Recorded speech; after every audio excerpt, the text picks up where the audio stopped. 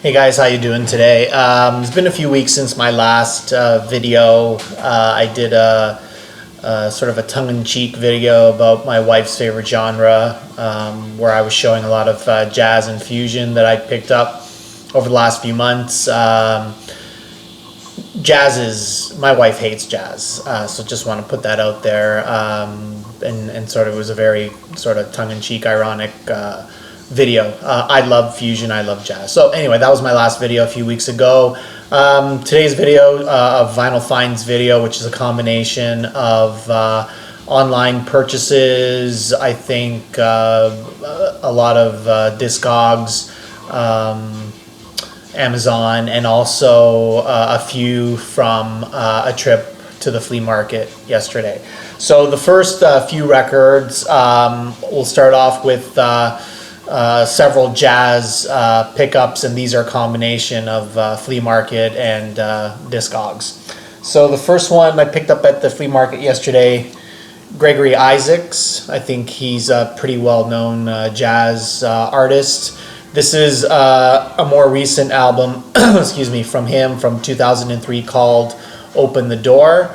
I thought this was going to be a little bit more of a dub album, to be quite honest with you, because there's a couple of dub tracks that it ends off on side B with, but it's pretty good. I mean, it's not, you know, late 70s, early 80s Gregory Isaacs, but still his voice is quite good on this. Again, from 2003.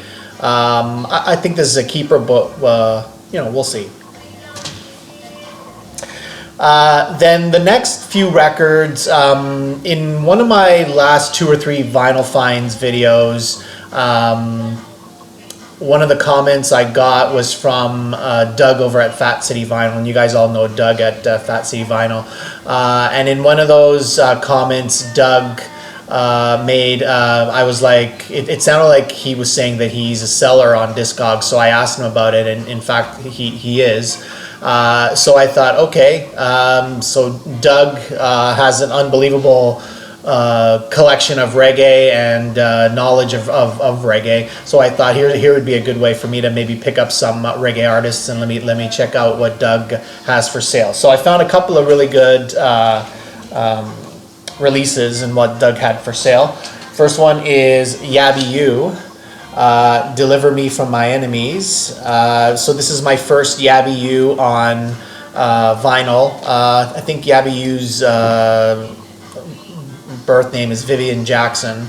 So I was really pleased to get this. The only other Yabby You that I've had is on CD and have been sort of, I guess, maybe compilations where he's been both providing vocals and was the producer. So I was really pleased to get this. The other record that I ordered from Doug is Prince Jasbo, Ital Corner. Again, excellent 70s roots reggae with some dub effects. Prince Jasbo providing his DJing, toasting. Really pleased to get this as well.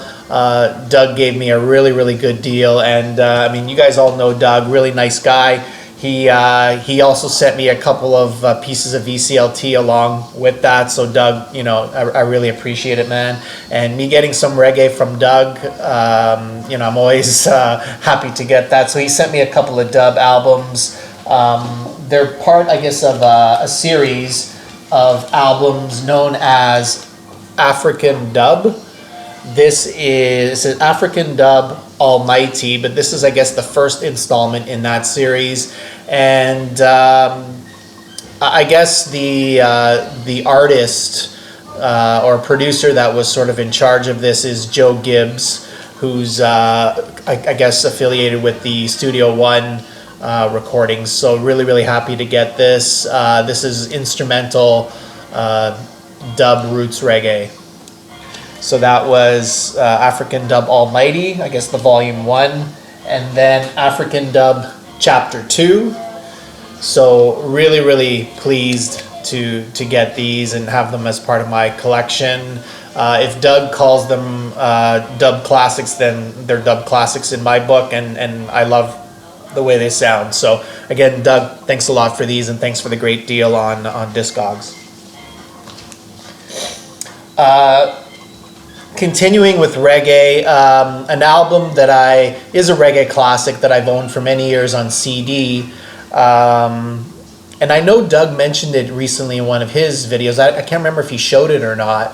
I think he did. He may have shown something from this artist, but Dr. Elemento, Best Dressed Chicken in Town, quite a well-known reggae album. Again, you're DJing, you're toasting.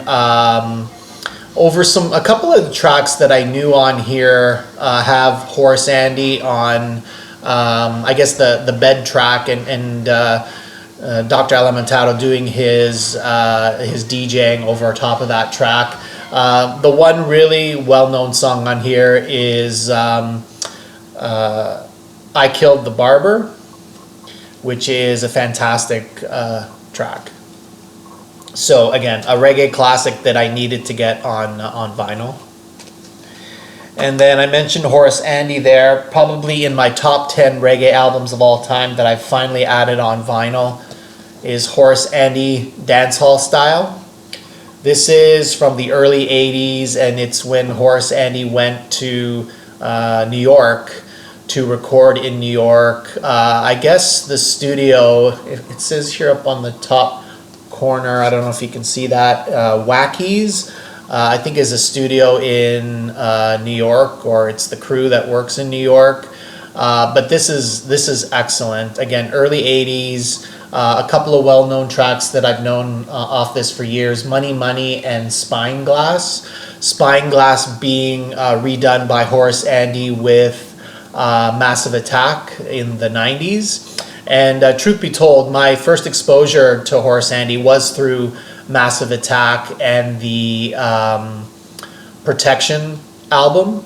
He then also appeared on Mezzanine as well.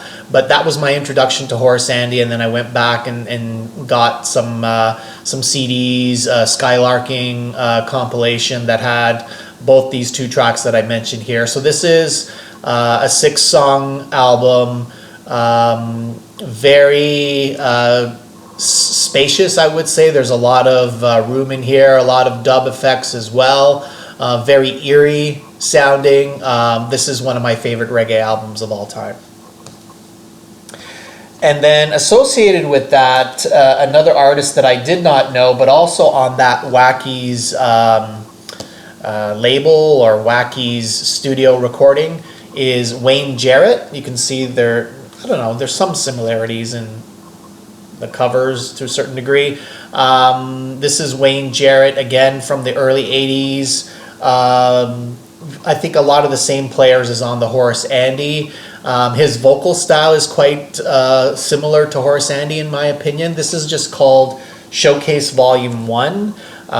So in listening to some Horace Andy on YouTube, it had this as a recommended listening, and I listened to a little bit of it and loved it, so I ended up getting this as well.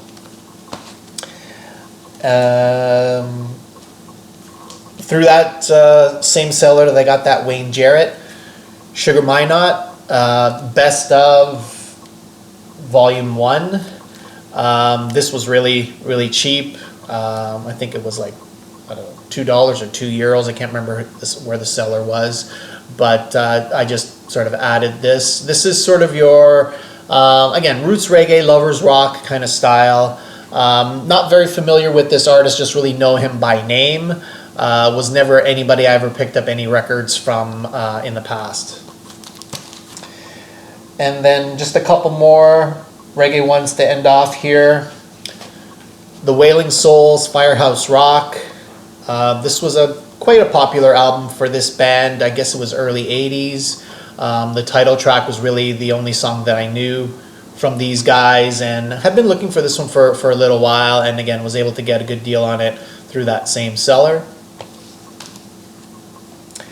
And then last but not least on the reggae finds, the band Culture. and their album Harder Than the Rest. I believe this was their fourth album, if I'm not mistaken. Overall, I want to say from 1979. Of course, I think everybody knows 2/7's Clash, the most famous of Culture's albums, and this is a pretty good one. Maybe not as strong as 2/7's Clash, but this is my third Culture album that I have on vinyl. And then a few pickups yesterday from the flea market. It wasn't a great flea market haul. I sold a small amount back. I think maybe, I don't know, $30 something worth, and I picked up 40 something in albums, so I only had to pay like $10 difference. A record that I had been on the lookout for, that James Griffiths actually showed in his most recent video, Bill Nelson's Red Noise. The album is called Sound on Sound. This is Bill Nelson from 1979 after the band Bebop Deluxe broke up. I haven't listened to this one yet, but it was definitely an album that was on my radar to look out for. I always go through the Bs to pick up any remaining Bebop Deluxe that I don't have. I think I need one or two more. And then this particular flea market puts the Bill Nelson solo stuff in with the Bebop Deluxe, which I kind of like the fact that he does that. And this was there, and I picked it up right away. And then a couple of nice blues pickups. Sonny Boy Williamson, One Way Out. Haven't listened to this yet. This is a compilation of Sonny Boy Williamson. I think his real name was Rice Miller, who also was quite good on the harmonica. One Way Out title track, and what's the other song that you guys might know from here?